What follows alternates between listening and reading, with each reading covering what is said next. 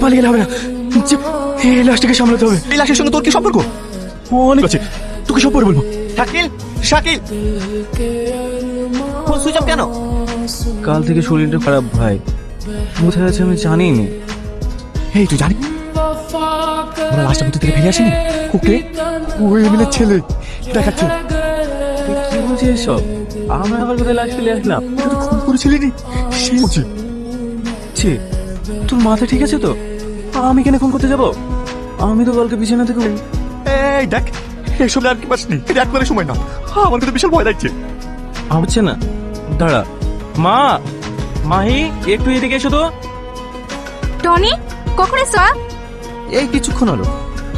মা, তোমরা টনিকে বলো তো কালকে আমি কোথায় ছিলাম।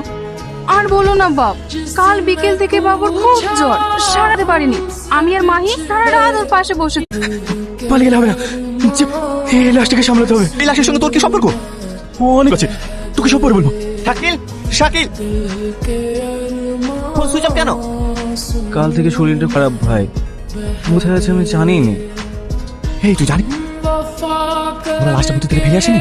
ওকে, ওই এমএলএর ছেলে দেখাচ্ছে। কি বলছিস এসব? আমরা আবার কোথায় লাশ ফেলে আসলাম? খুন করেছিলি নি? সে বলছি। ছি, তোর মাথা ঠিক আছে তো?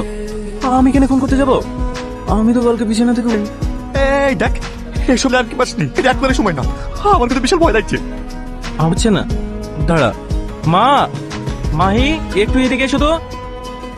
টনি, কখন এসো? এই কিছুক্ষণ হলো। মা, তোমরা টনিকে বলো তো কালকে আমি কোথায় ছিলাম। আর বলো না বাপ, কাল বিকেল থেকে বাবুর খুব জ্বর, সারাতে পারিনি। আমি আর মাহি সারা রাত ওর পাশে বসে।